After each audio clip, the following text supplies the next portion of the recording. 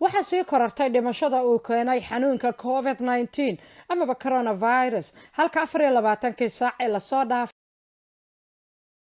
ay xanuunka u geeriyoodeen gudaha waddanka UK 1820 qof.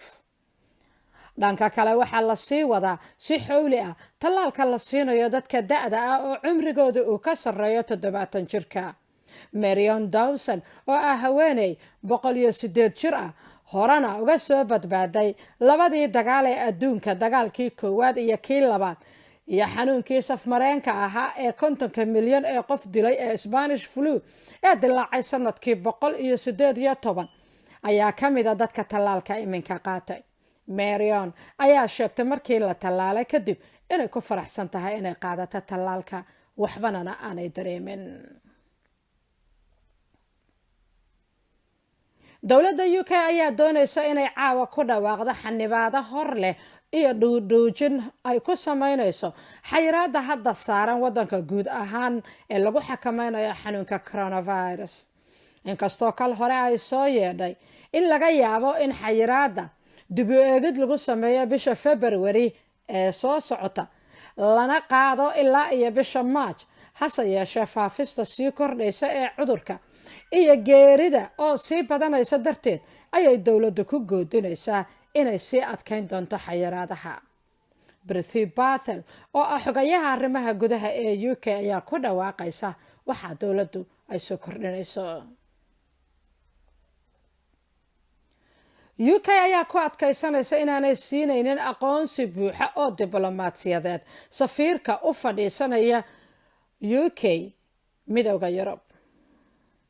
xafiiska arrimaha dibadda ee UK ayaa sheegaya in midowda Yurub aanay ahayn in sidii dal taagan loola dhaqmo, inkastoo 142 dal oo ay ka kooban tahay midba gaarkii loo siinayo aqoonsi. dood muran badan dhalisay oo soo socotay ku dhawaad sanad ayaa UK waxay ku diiday inay u xaqiijiso midowda Yurub in danjirahooda ay siinayso aqoonsi buuxa, halka waraaqada aan si aan lagu talagelin lagu helana uu ku sheegay xoghayaha arrimaha dibadda ee midowda Yurub walaac ballaaran inuu arrintaa ka qabo.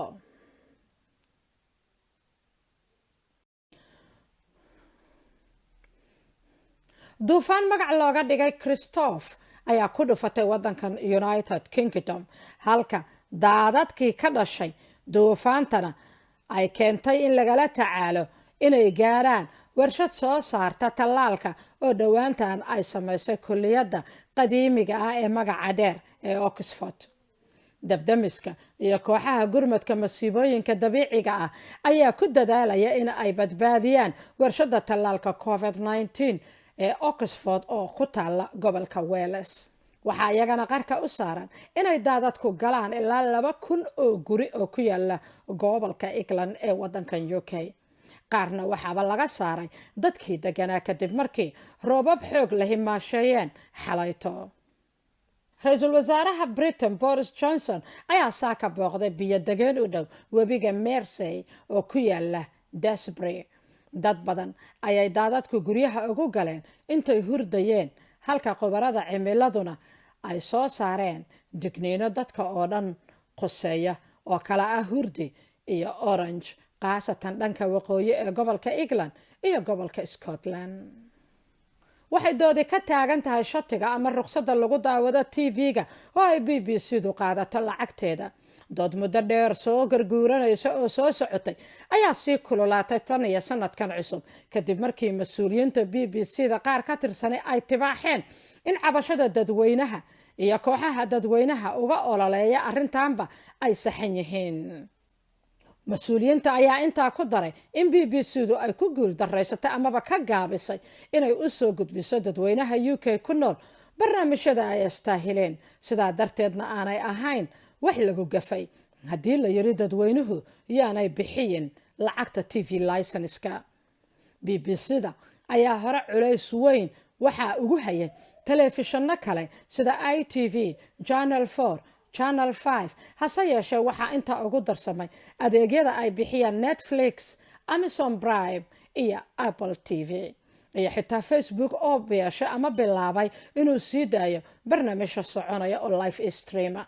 dhanka kalena waxay BBC-du la daalaadhacaysaa dadka dhallinyarada ah oo kaga mashquulay isticmaalka baraha bulshada sida Snapchat, TikTok, Instagram iyo kuwa kale, halka ay markastaba afka ku hayaan dadweynuhu farabadnida lacagta oo marba marka ka dambeysa sii kordhaysa, iminkana ku sii dhow 150 giniga sterlinka ah, iyo sida aanay u sii daynaynin barnaamijyo daawadayaasha oo dhan ay wada xiiseeyaan da' kastaba oo jiraanba. lacagta BBC-du ka qaada dadweynaha ayay ku maamushaa laamaheeda raadiyaha iyo ugu badnaan kuweeda telefishinada, inkastoo ay sanad kastaaba dhinto qarashaadka ku baxa adeegeeda, kolay tahay inay laamaha qaar xirto, inay barnaamijyada qaar joojiso iyo inay kanaalada qaar u bedasho dhinaca dijitaalka oo qura. warkii United Kingdom amaba UK ku saabsanaa ee telefishinka Kalsonna caawa waa naga intaa. haddii wax soo kordhaanna dib baanu idinkugu soo noqon doonaa.